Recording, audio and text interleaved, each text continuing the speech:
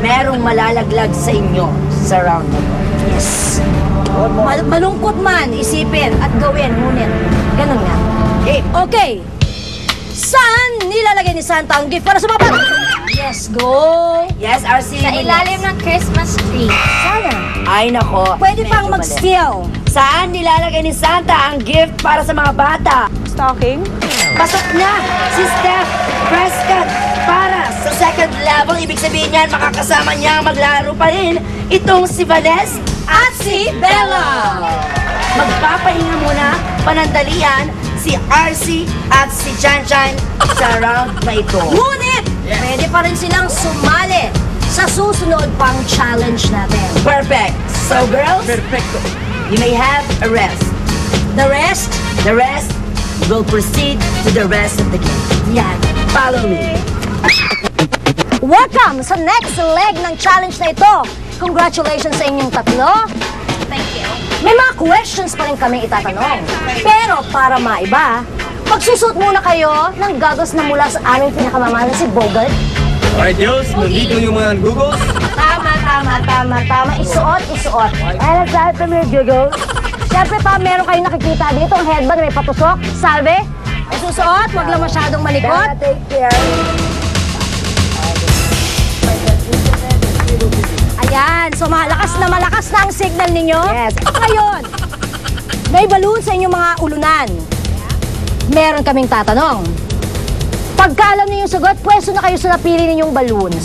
At pagkatapos niyan, doon na, paunahan na kayo na putukin ang balloon. Tama.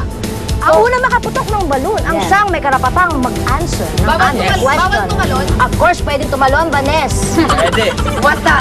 Not unless 6-footer ka, hindi ka tatalon talaga, Vanessa. Come on, Vanessa. Dahil dyan, let's go to the Let's do this. question book. And they will not see us in any way.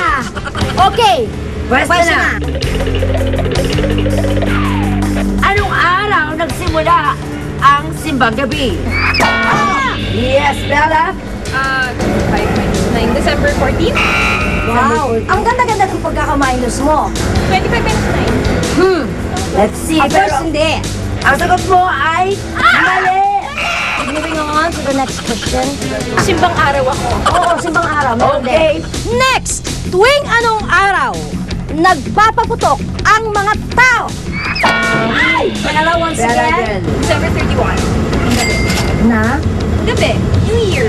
Oh, New Year ay... Tama! there you go. 1 point. 1 point to Bella. Next question. Aha. Anong hugis ng prutas ang kadalasan binibili kapag... Ay, hindi ko abot! Bella, Hey, next time you. bilog ay... Tama! Nakadalawang puntos na siya. Come on. abot ni, Kaya niya yan. Mas mataas nga yung... Ay, hindi ko iwakan! Bawal. Sorry. Anong tawag sa hapunan sa bagong taon? Ay, mali Sino? Vanessa. Noche buena! So I'm so sorry. sorry, Malaya. Still. Oh, Ano? Bella. Medianoche. Yes.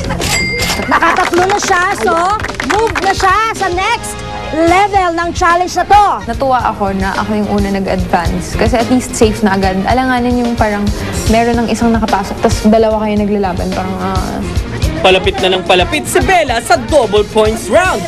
Kasi nung after nung second challenge, napagod na pagod ako na parang wala nang hope yung buhay ko dito sa yaman ni Lola. Dito nagkaroon ako ng spark of hope na, gosh, I can still do it. Sino kaya kina Steph at Vanessa ang papasok sa last round ng Christmas Quiz Challenge ni Lola at makakalaban ni Bella? At ano pa nga bang sorpresa ang nag-aabang sa kanilang lahat? Open your basket.